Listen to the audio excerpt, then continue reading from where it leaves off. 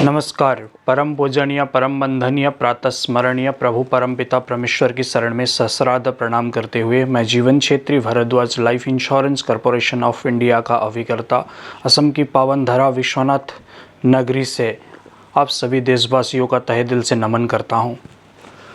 आज एक कहानी लेके आप लोगों के समक्ष प्रस्तुत हुआ हूं।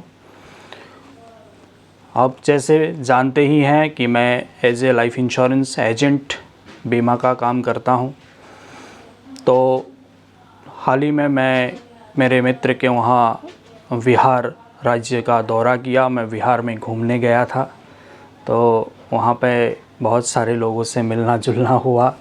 उसी दौरान किसी एक भाई साहब ने मुझे पूछा कि आप LIC पे करते हैं, लाइफ इंश्योरेंस पे काम करते हैं, लेकिन एक चीज़ है आप में कि आप बिहार आके भी मीटिंग्स कर रहे हैं, LIC के बारे में लोगों को बता रहे हैं, ये किस लिए?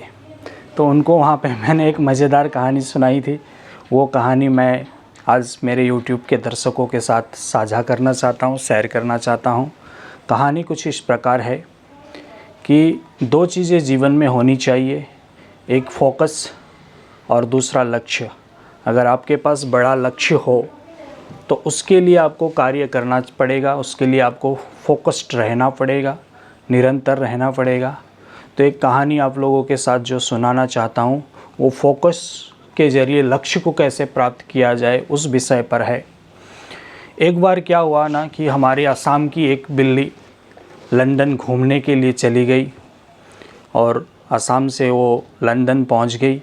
लंदन घूम फिर के जब आई तो असम के बिल्लियों का एक महासभा बुलाया कि बिल्लियों के संगठन में उन्होंने बहुत बड़ा कार्य किया कि वो लंदन तक घूमने के लिए चली गई और लंदन घूम के सैर करके आए तो लंदन कैसा था, क्या था, आपने बहुत बड़ा काम किया, लंदन आपने घूमा देखा, लंदन के बारे में कुछ बताइए बोलकर उस बिल्ली को जब एक सभा आह्वान कर उसको मंच और माइक दिया गया तो बिल्ली मुस्कुराते हुए सभी बिल्लियों का संबोधन करते हुए कहती है कि सब कुछ अच्छा था, फर्स्ट क्लास था, लंदन बहुत सुंदर था, लेकिन एक बात मेरे समझ में नहीं आई कि वो लंदन के रानी के कुर्सी के पीछे एक चूहा क्या कर रहा था, मुझे समझ में नहीं आई।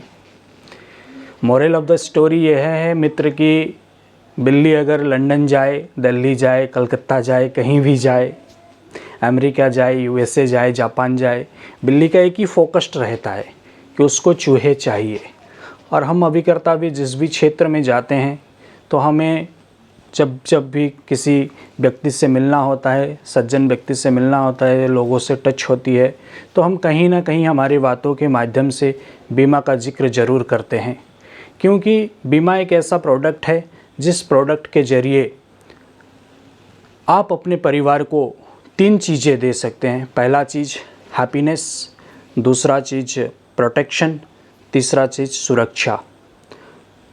और भी बहुत सारे चीज़ें इसके अल्टीमेट बेनिफिट हैं, जैसे कि पेंशन प्राप्त होना, बिटिया की शादी करना, बच्चों की पढ़ाई करना।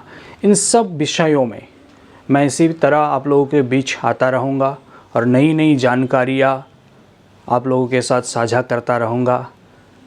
और आप लोग कृपया करके मेरे चैनल को सब्सक्राइब कीजिए, लाइक कीजिए, कमेंट कीजिए। यही आशा और अपेक्षा के साथ आज का वीडियो को मैं यहीं समापन करता हूं। आज की वाणी को मैं यहीं विराम देता हूं। फिर मिलेंगे अगले दिन नई कहानी के साथ। धन्यवाद। जय हो।